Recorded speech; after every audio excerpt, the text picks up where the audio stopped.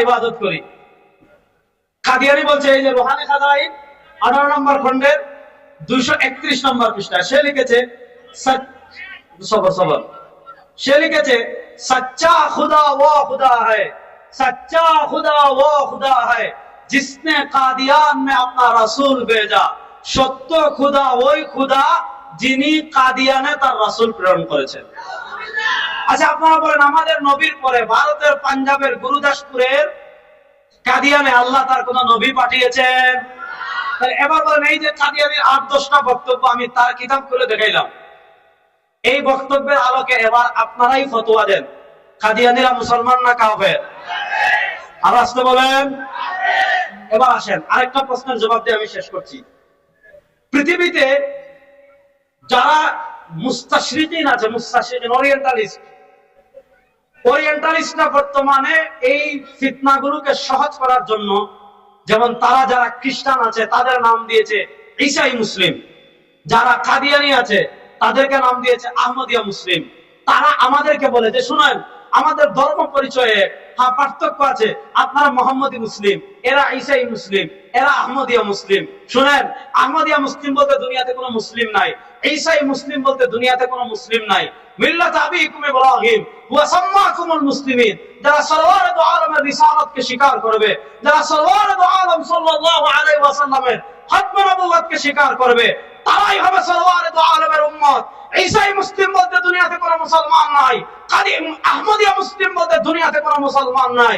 এরা সব পাতাবাজি এবং এরা সবাই কাফের, এতে কোনো সন্দেহ নাই। দেখেন, বাংলাদেশে আমাদের আকাবিররা, ইমামুল হাসান আল্লামা আনোয়ার শাহ কাশ্মীরি রাহিমাহুল্লাহ। আমি আরেকটা কথা বলি, কাদিয়ানীর একটা দাবি ছিল যে সে হইল মুহাম্মদ, সে হইল রাসূল। তার আরেকটা পরিচয় হলো, দেখেন, এই যে দেখেন এখানে তার বইয়ে লিখেছে হযরত মির্জা গোলাম আহমদ কাদিয়ানী, তার পরিচয় কি? মাসিহে মওউদ ও মাহদি মওউদ আলাইহিস সালাম। তারা বলবে আমরা তাকে নবী মানি না, অথচ আমি দেখাইছি যে তারা বলে মোহাম্মদ মানি, আল্লাহ মেরা নাম মোহাম্মদ রাখা, তারা মোহাম্মদ মানি গোলাম আহমদকে বলে।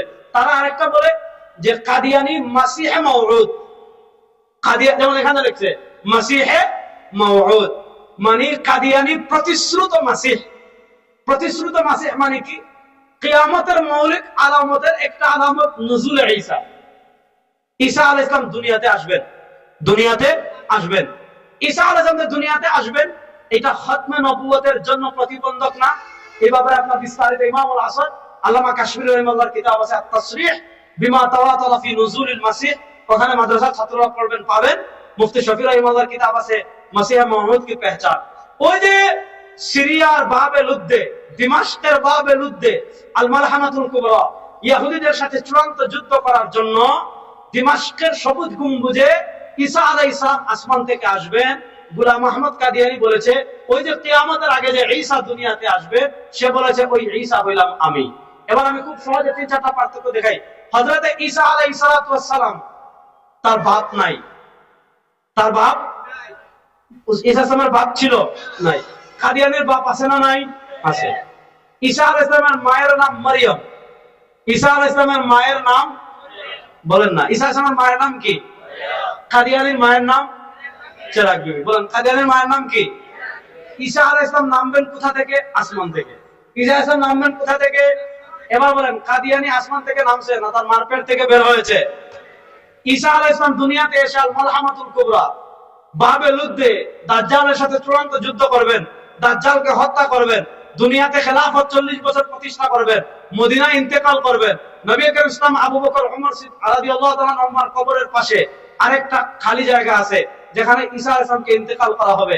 এবার আপনি এই আলামতগুলো মিলান। এই কাশ্মীরি রাহিমাহুল্লাহ তাসরিহ বিমা তাওয়াতারা ফি নুজুলিল মাসিহ প্রায় 150টার মতো হাদিস জমা করে ঈসা আলাইহিস সালাম এবং কাদিয়ানীর পার্থক্য দেখিয়েছেন।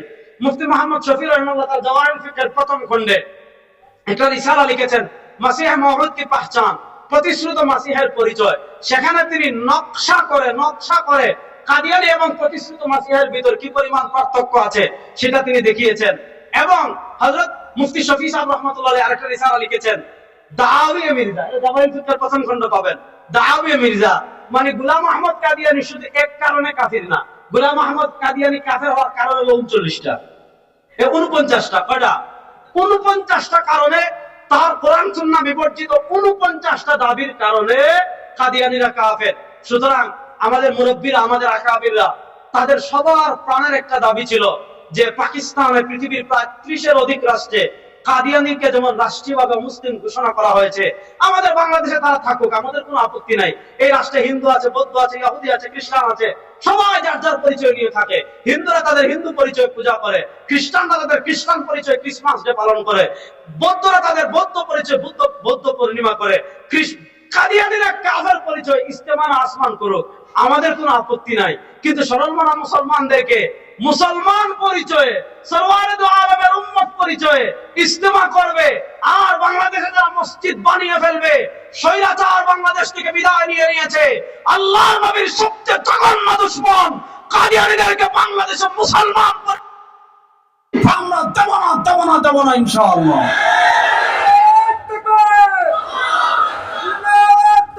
ভাই স্লোগান লাগবে না। খতিবে বাঙ্গাল আল্লামা জুনায়েদ আল হাবিব হাফিজাল্লাহ এসেছেন, আমাদের আরো মুরব্বীরা আসবেন, যারা আসবেন না আমাদের মুরব্বীরা এখন ইনশাআল্লাহ সবাই ঐক্যবদ্ধ হয়ে